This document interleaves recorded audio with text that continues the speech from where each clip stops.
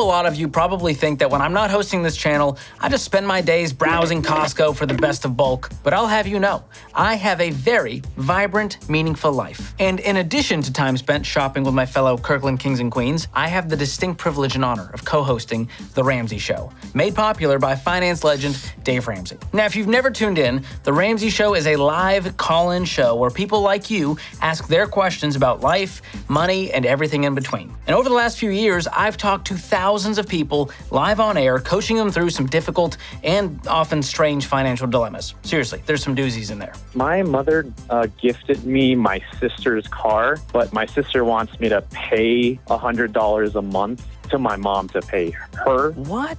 And when I think back, there are some recurring themes I see people struggle with when it comes to money. So today we're going to take a look at some of my favorite calls from the show and talk about the lessons you can take away. But before I drop these nuggets of wisdom, I need you to drop something too. A little like and subscribe to this channel. Listen, I don't want you to do it for me. Well, I want you to do it for me a little bit, but it's mostly for you. Let the algorithm know what you're looking for. That hot personal finance content. Less Blippy, more Bluey. Less cat vids, more Kamel content. No offense, Blippy. Bluey's just better. Unicorns, what's your favorite food? Children. Okay, the first call we're looking at is about something a lot of us can relate to, and that's trying to do too many things at once. Let's check it out. Me and my brother haven't always been so close on financial things, about saving money together and investing money. The thing is, he offered me to buy a house with him instead of me keeping renting an apartment here in Vegas. He offered me buying a house with him, and I will be paying the house with the mortgage for him at the same time. The situation I'm on is that I live with my girlfriend, and I asked her what she thinks about living with my brother because it would be financially better. I don't know how to talk to her more into it about buying a house. A lot going on there. So in this clip, Alejandro is feeling the pain of increased cost of living. Now, he's already living with his girlfriend, so he thinks he'll just co-sign a house with his brother, and then they'll be able to afford life and live in a house. The problem here is manyfold. All right, he's trying to do a whole lot of things at once, which can not only wreck his finances, it can wreck his relationships and his life. So let's just say he buys this house with his brother. Well, then his brother gets a job at the National Mustard Museum and has to move to Wisconsin. Now Alejandro is left paying for a mortgage he can't afford. Meanwhile, he wants to get married, so he decides to finance a ring and a wedding because he's broke, meaning they're throwing $30,000 of wedding expenses on top of a budget he already can't afford. So lesson learned here, be the tortoise. Go slow and steady. Don't buy a house before you're ready. Don't buy a house with someone you're not married to, whether it's a girlfriend or a brother. It's just gonna muddy the waters and it's gonna hurt all the relationships in your life. Go slow. I know it hurts to rent, but buying a house the right way, when you're ready, when you can get a 15-year fixed rate mortgage, 25% of your take-home pay, you have the down payment, you're out of debt. I know that might be a ways away for some of you, but that's the right way to do this. So go slow, be steady, be the tortoise. Okay, the next clip is about people going broke trying to keep up with expectations. Let's take a look. I'm sorry, hold the phones. You said $500,000 for a wedding? George, have you ever been to an Indian wedding? I've seen it on TV. I've seen Love is Blind, these are if massive. that counts. Yeah, oh my goodness, man. They're very expensive. Hold on, who's paying for this? Sometimes, yeah, so I don't want to get my parents involved. That's why I'm trying to kind of do my due diligence to make these steps proper and so I can pay for this. Can you break the mold and do like a $50,000 wedding, which is still like really expensive for most people? Yeah, I mean, maybe I can... You'll be shunned by all the people that attend. Yeah, true. I get it. Man, I mean, that feels just exorbitant for you to be paying on your own. I feel like if it's like, hey, mom and dad, if this is your reputation on the line, then you can fund it. Right. But I've got goals, and the wedding is one day, and I want to set myself up for the rest of my life with my wife, not throw a party that makes the parents look good. I still can't breathe just thinking back to that call. $500,000 for a wedding? That is insane. And by the way, after this call, I looked into it. I tried to see like, well, maybe Indian weddings are $500,000. They're not. That is still an exorbitant amount, even for an Indian wedding. Now, the average cost of a normal wedding is $30,000 for a ceremony and reception. It's $40,900 if you add in a ring and a honeymoon. So here's the deal. Regardless of what culture you come from, spending a ton of money on your wedding day will not prove your love for one another, but it can leave you with an empty bank account. So remember, the wedding is about you and your marriage. It's not about impressing or entertaining others or trying to keep up someone else's reputation, okay? And I understand I'm not a part of the Indian culture, so I don't personally get spending $500,000 on a wedding. But just as a human being, we can all agree that's an absurd amount to spend on a wedding. And I know there are multiple days and it's a whole amazing experience, and I hope someone invites me to an Indian wedding sometime because it sounds like an amazing experience. But please, do not, as a 22-year-old, put your entire financial future at stake by paying for this on your own, or even attempting to, and even worse, going into debt for it. So be content, do this based on your budget. Let that dictate how much you spend on the wedding. All right, moving on. This next call is about people who make a financial move based on fear. Let's get to it. I'm looking for some advice on how to invest $120,000 in cash. Whoa. I retired in 2010 from my first job. Been working a second job full-time now. And over the years, I've saved a lot of money. And I've got about 3 different bank accounts with money in, so I'm financially good there. But I have $120,000 in 10 cans buried in the backyard that ain't making me no money. Wow. So I thought I would try to find out what I can do. We finally found the guy with the tin cans of money in the backyard. Wow. Let's start with your address. Where exactly can we find? Let's go on a treasure hunt. Jim's like, he's like, my name's not Jim and I don't live in Austin. Fooled you. Well, if I told you, I'd have to shoot you. Oh, man. I believe you, Jim. I'm still scared of Jim finding me to this day. Now, while Jim is definitely on the more eccentric side, fear-based financial planning comes in a lot of forms. He's not the only person who's a little bit leery of the stock market and of the banks and of the economy and the whole thing crumbling down and everything hitting the fan, and you gotta live some I Am Legend life. So putting your money into gold or single stocks or not keeping money in the bank or not wanting to give up your credit card in case of emergencies, this is all fear-based financial moves, and I don't like any of that. Now, I'll admit, investing is like a roller coaster. And the only people who get hurt on roller coasters are the ones who jump off before the ride is over, when they jump off too soon. And my friend and mental health expert, Dr. John Deloney, says this all the time. Facts are your friend. And the what-if scenarios, they almost never play out. And yet we spend so much time and energy and fear and emotion and brain calories thinking about what could happen. So just focus on what's true for you. Put the blinders on to what the rest of the world has to say. Turn off the news.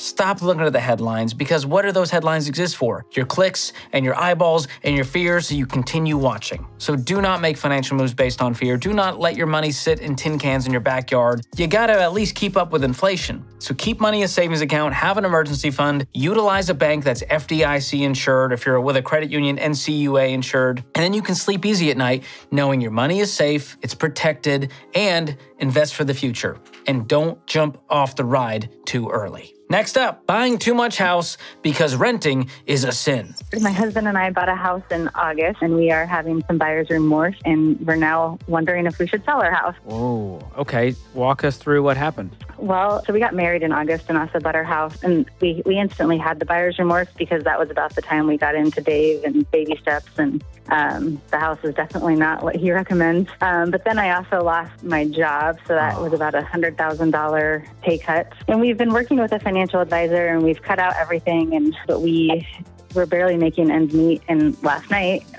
we had to spend about $10,000 to save our puppy's life that we didn't plan on. I'm so sorry. You guys have been through it. Thank you. We have. It's been a rough, our mortgage is now 52% of our total income. Take-home pay? Of take-home pay, yeah.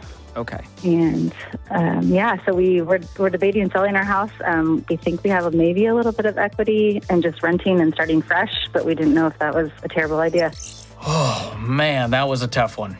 Chelsea was going through it with over half of her take-home pay going towards the mortgage, which means there's not a whole lot left for them to live their life, cover emergencies, put food on the table, cover all the rest of the bills, and that's a tough place to be. And here's the thing, a lot of this stems from the fact that a lot of people believe and they're told that renting is a sin, and you should become a homeowner at all costs immediately, no matter what. Well, I bet those are the same people who pour milk before cereal.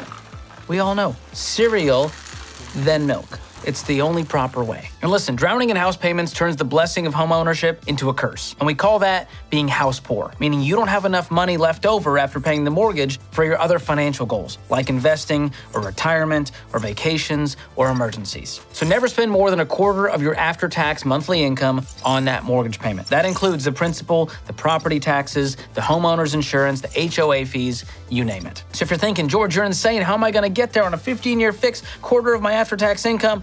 It might mean you need to be patient and save up a larger down payment and do it aggressively. Cut your expenses, make some more money, do the side jobs, do whatever it takes so that you're not in Chelsea's position where over half your take-home pay is going towards the mortgage. Okay, let's roll into the next one. Literally, we're talking about cars. My husband purchased a $72,000 car. We are not in a financial place to have been able to afford that car. He's currently the only one working. Did he do this without telling you? We actually just got married last year. He had a car that he just completely paid off. So he had that car, perfectly good condition. And then he decided he wanted to get an SUV, which he purchased for about $32,000, I think. And then the dealership emailed him saying, hey, we have a great deal for you. You can bring that new car and trade it in and upgrade to this electric car that he's been wanting. He briefly mentioned that to me. And from what he told me, it sounded like it was kind of going to be an equal trade. Maybe he'd be paying a little bit more. That's what it sounded like to me. It wasn't until a few months ago that I fully understand like the gravity of what had actually happened. And but all of that occurred before you were married.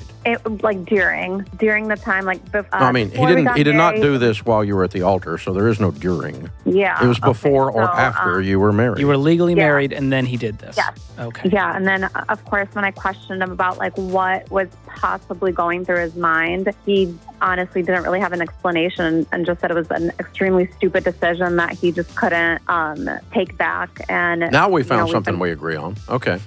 Yeah, right. Why can't he just go sell this car today? What do you mean you can't take it back? So the reason why he's not able to sell it is because the highest amount he's even getting for this car now is $40,000, and we still owe like $65,000 or $63,000 on the car. Who said? He's talked to a few dealerships about this. Yeah, he's not good at this. Yeah, we're talking private party here. Of course, if you go to a dealership, they're going to give you what kind of car bottom dollar. Who's the maker? Kia. It's an electric Kia. $72,000 for a Kia? Yeah, I know. Not okay, he paid $72,000 for it when? This was in April of 2022. And you're telling me one year. And it dropped in half. $32,000 drop? I know. No, I'm not buying it. Wow. A movement that inspires. That's Kia's tagline. And it sounds like a better tagline for Taco Bell if you ask me. ¿Por qué no los dos? Now, I don't recommend buying a new car at all unless your net worth is $1 million or more. And if that sounds crazy to you, you know what's crazier? Spending $72,000 on a car that's worth $40,000 soon after while you're broke. So if you're a millionaire and you want to buy a new car that costs a very small percentage of your net worth, then go for it. But the prices of even used cars has gone through the roof too, up 30% since January of 2021. So the best time to buy a car is when you have the cash for it. And with a low supply and crazy high demand, now is truthfully not the best time to buy a car. Don't do it unless you absolutely have to. And even if you do, buy a reasonable used car that you can afford. Wait until you have the cash and use your walkaway power to get a good deal. Never take out a loan to buy a car. And a lot of people that call into the show, they're underwater on their car, meaning they owe more than the car is worth. And that puts them in a really, really tough predicament. And part of that is new cars depreciate more in a few years than a used car will. So do not do this. Please do not be the next Ashley. And talk to your spouse about this stuff. I didn't buy half the stuff about her not understanding when the husband did it. You need to make financial decisions together. You're married. It's we. Listen, the bad news is most of us can relate to these callers. We've all done stupid with zeros on the end. And I remember being on the other side of the line myself, a confused and broke human looking for some answers. Not literally, I never called Dave on air. I'm more of a comment section troll. Which shout out to my trolleys in the comment section, spreading some hate and dissension. Stirring the swamp keeps it fresh.